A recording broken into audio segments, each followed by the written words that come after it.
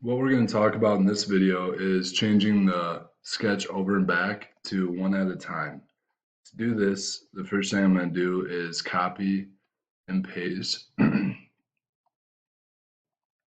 copy and paste copy and paste this sketch into CodeBender. I would like you to do the same so that way you can make these changes as I make them. So what we have so far is we have an array and we name this array LEDs. It's from digital pins 9 to 2. At the beginning, it's going to declare a variable after the variable LEDs. The next variable is going to be called delay time. So if we ever want to change the delay, we just change it up here in this global variable. Void setup. Inside void setup, we're going to be starting with output. So we're setting all of the pin modes to output. So that way they can have full power and the board recognizes that these pins, these digital pins are going to be used. So in this for loop, it's starting at 0, it's stopping at 8, and it's increasing by 1 each round. In void loop, what's going to run continuously is going to be the for loop that takes it from 0 all the way over to 7. So it's going to take it from the first pin to the last pin, increasing by each LED one at a time. It'll turn the LED on, and then it'll delay for the value of delay time. And in the second for loop, we're starting from 7 and going to 0. So we're doing the exact opposite here. We're decreasing by 1. It's saying that we are going to put each LED on low in the second for loop. So it's going to turn them on in the first for loop, and then it's going to turn them off in the second for loop. What we are going to do now is figure out how to turn them on one at a time and then turn them off one at a time. So to begin, in this first for loop, we're starting at 0, ending at 7, or when it's equal to 7, and then we're turning them on. So if we turn them on, how about we add in another line of code that will turn them off? To make them turn off, we have to do the opposite of high.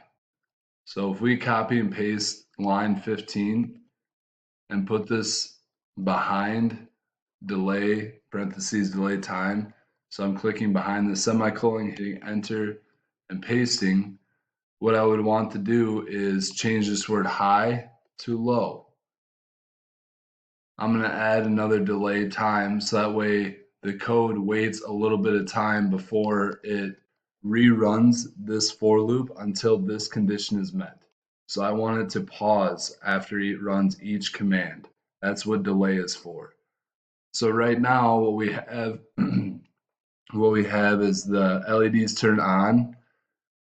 LED turns on at the value of I. I is increasing by 1 each round. We're starting at 0.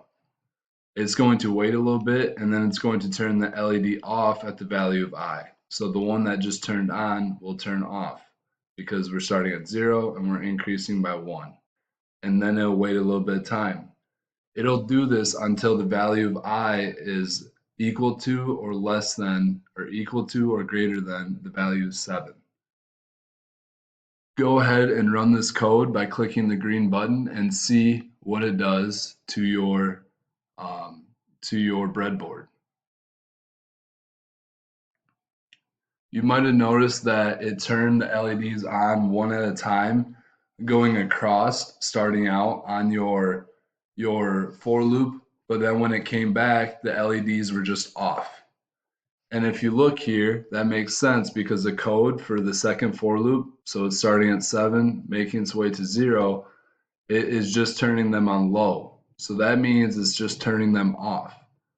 In order to get them to turn on, I'm going to copy lines 23 and 22, click before the letter D in line 22 and hit enter, and then I'm going to paste this. And instead of the word high, I'm going to change it to, or instead of the word low, I'm going to change it to the word high. So now what it's going to do is it's going to start at the value of I, which is 7, and then it's going to turn it on, and then wait a little bit of time, and then it'll change the value of I to low. So it'll turn on, then off. You can go ahead and run this code and see what happens. And I'd like you to manipulate the delay time to see what changes when you change the variable called delay time.